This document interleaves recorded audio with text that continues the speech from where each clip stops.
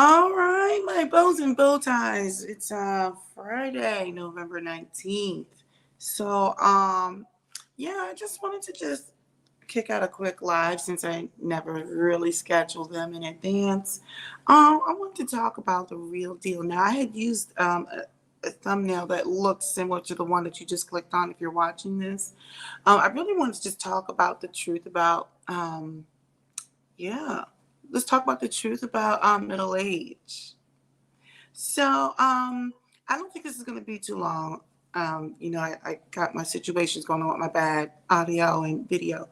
But what I wanted to talk about was just a few things here, okay? These are the things that people don't like to talk about because much of what you see out in social media is really curated for people who are a lot younger, all right? Now, I want to talk about this middle age thing for a second because you don't see a whole lot of this out there. One, when you get to be of a particular age, late 30s, sometime in your 40s, like I said, I'm 45. All right. Let me just go ahead and put my little situation. You know what? Let me put this up here today. Go ahead and like this if you like this. So let me talk about this for a second. Usually around this age, if you are a mom or if you're not a mom, I really don't even think it matters whether or not you have children. I just think the things you think about slightly change. But you start questioning a lot about who you are, what you're doing, who you are, what your legacy is. If you were a stay-at-home mom, a lot of times it's like, well, who am I outside of these children? Okay, you do a lot of searching. It's a lot of introspection. Okay, but you really start to think about your legacy, who you are, who you've impacted, what's your purpose. Even if you haven't had children, there's still some of that going on too. Whether you are career focused, should I have had children? Should I not have had children? Am I okay with it? Do I still want to have children? There's a lot of that going on. So when you're younger and you seem like you have all this time in front of you, you don't necessarily think about, you know, impact and legacy. And then, of course, when you're super older, from my understanding, I don't know what it's like to be 70 or 80, then they really start to think about legacy. But you will start to question your purpose. What are you doing? What do you want in life? Do I want a career change? Am I happy in my relationships? Am I happy with myself? Can I live with these what am I doing? Can I live with these vanity pounds? Am I gonna get in like super shape? All these things. I struggle with it all the time. I should show you. I'm not fat, but I need to lose some of these pounds. You think about a lot of things like, did I do the right thing? Am I raising my kids the right way? Are they going to need therapy because of me? I'm sure mine will. You think about all the things that you said you were going to do, you weren't going to do, and you're like, man, did I accomplish these things? Did I lose myself? I mean, in middle age, they talk about the middle age midlife crisis for a reason. You start worrying about your health. Things start aching and creaking that you've never had before, especially if you're used to being active and fit like me. Now something like my neck, my back. Sorry, for those of you who caught that, you caught it. And if you didn't, then you didn't. But see, anyway, so the point I'm making is this goes beyond race. Okay? Women in general start to wonder these things. All right, let me just go to the second one here. We're going to talk about this being invisible thing. I mean, you see it. Did I spell that right? Invisibility. You see it a lot in Hollywood. And look, at middle age, you're typically, as a woman, you go through this invisibility phase because you're not as youthful as you were. You still may be hot and have it going on, have a little bit of juiciness left. But as with anyone, you want something fitter, finer, younger, right? So a lot of women start, going through it. They become even more worried about their weight, tightening the skin, um, Botox and dyeing of the hair and stuff like that. Okay.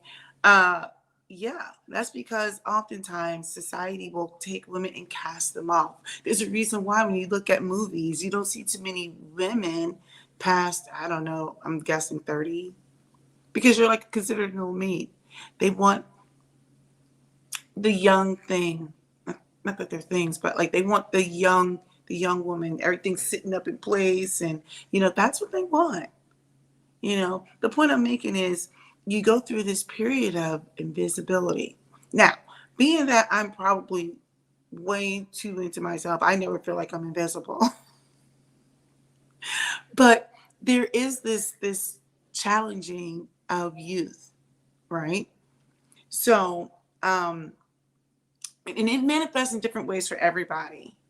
Okay, like for me, it's all about having good skincare. I don't think I have bad skin, but I notice the difference. I'm like, oh my gosh, I see some blotchiness. I don't know why I do this to myself.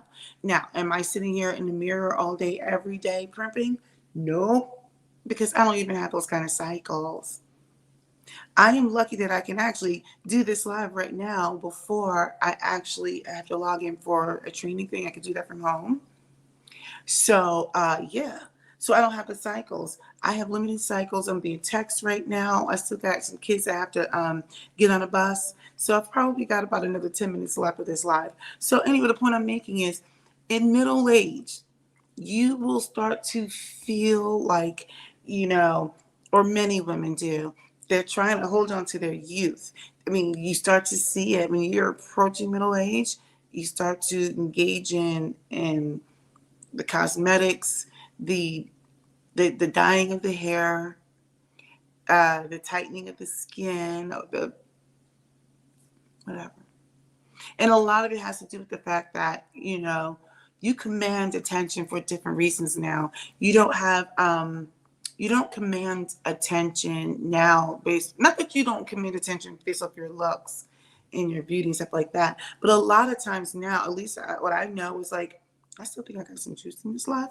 But much of what I find is that when you're engaging with talking with many people, believe it or not, people do like having riveting discussions.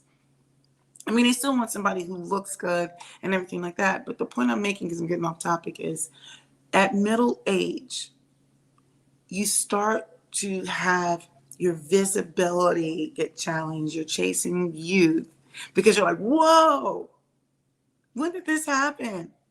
Let me tell you something. I was in the bathroom, it was like a few weeks ago, and I saw a couple of gray hair. I was like, no, ma'am, not about that life. I surely did. I went and cut those jokers all the way out. I surely did. So anyway, I don't want to make this too heavy because I could really like deep dive on a lot of this stuff, and especially when you start talking about professionalism and some other stuff. But I try to keep these not too heavy. Third one, let me tell you something. When you get to be about my age, now, like I said, I'm 45. I don't hide my age.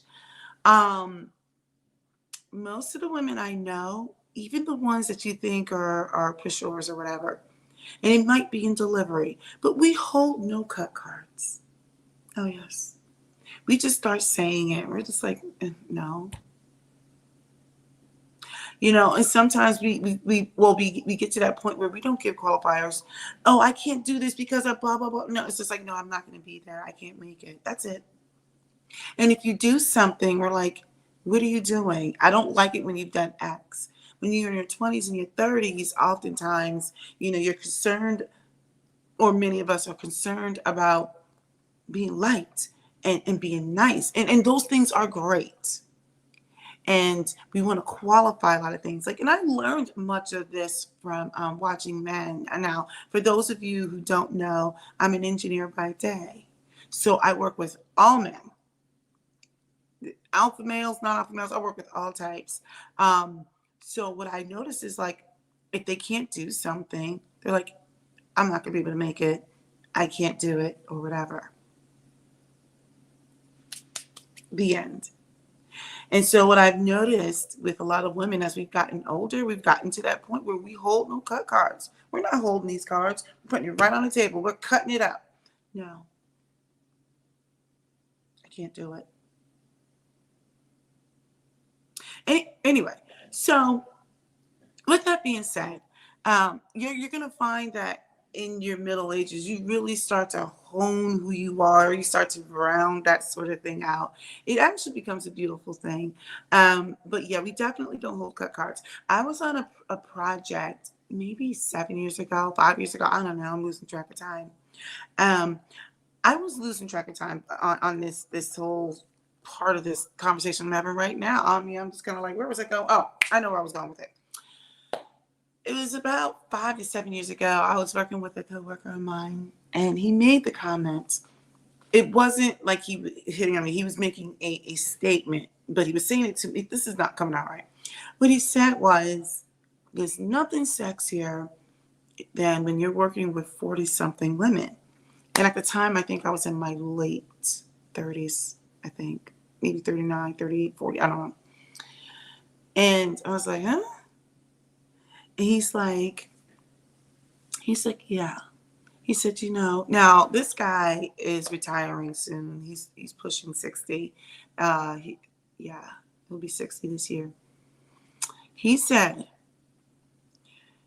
usually right around 40, give or take, women, especially if they've halfway taken good care of themselves, my phone is blowing up. If they've taken good care of themselves, what they do, he said, let me tell you something.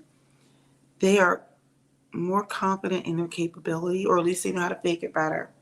He's like, I love watching them in meetings because they're just basically not about the shenanigans. He said, but it's sexy to see this. You see, like, how when they're in their 20s and their 30s and they lead with their sexuality, and doesn't mean that they're not still sexual at 40.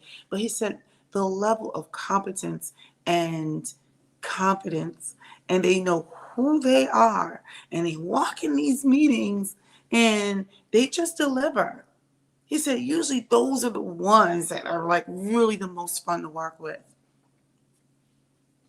Give myself a pat on the back because I think I'm that person. Because I've definitely shut down a couple of things. I'm like, why are we here? Okay, can we just stop the shenanigans? All right, so let's just cut straight to the chase. People would yip yap, and I'm like, yeah, so like, what exactly is it that you want me to get out of this meeting? I said what I said. So anyway, the point I'm making is, at middle age, we don't hold any cut cards. We don't. Now, this is going to sound like a complete antithesis of what I'm going to say next, but there is nuance. I do find, and this is just in my set of experiences, that as we get older, we start to extend a little bit more grace, especially when you see young women or younger women acting up. I know people extended grace to me, and when I say acting up, it's just kind of like just need more growth, maturity, and I was mature for my age, but still, youth is still youth. You can't replace time in youth. And I remember there would be people who pull me aside and be like, "Baby," well, at least if this was a Black person, they were like, "You don't even have to engage in that. Why are you engaging?" Or whatever, and then even if I've made a mistake in their presence, they extended me some grace. Now, it could have just been that particular generation, but I'm starting to learn now that even when I see things or things that have been done and I didn't realize it when it happened, that I've started extending more grace to people, because you never know where they are in their journey. You don't know what happened that day. You don't know about their maturity in life, whatever it is. Part of it's just because of my energy. I don't know. I just noticed that although we don't like to hold any cut cards, okay, we're gonna no, we're not gonna do that. But we also extend grace. So if you're having a bad day or something happens that people are like, "Hey, so what happened yesterday? Yeah, you seemed out of it." And then it's like you realize you were like an a-hole or something, and people are like, "No, I get it. I get it. All right, but today's a better day, right?" So anyway, that's just my opinion. I didn't want to make this heavy. I started to get into some other stuff like mortality, accomplishments, physical adequacy. I started to even bring up the whole sexual thing, vulnerability, but I don't know. I decided not to go there just because I try to keep these relatively informative but not heavy. Hey, sweetheart. So anyway, that's it. I hope you guys enjoyed it. It wasn't too heavy, but I just want to talk about a few things that, like they don't like to talk about it out here in these YouTube streets. In YouTube, they want to talk about, you know, dumb stuff, makeup. Well, it's not dumb because it's great. I could use some, but they want to talk about things that don't matter in the long run. They don't want to talk about like why people are hurting. Again, I always mention things like, how do you raise kids in a pandemic? How do you raise teenagers? How do you raise Black children in predominantly white environments? How do you handle stress and anxiety? Maybe I will do videos on that. Everyone handles them differently. All right. Well, look, I haven't really reminded people too much, but if you like this, go ahead and hit the thumbs up. It doesn't take much. And I would love it if you could subscribe. It definitely helps me out.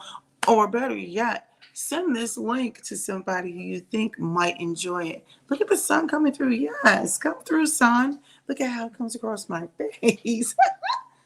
Come through, sun moment.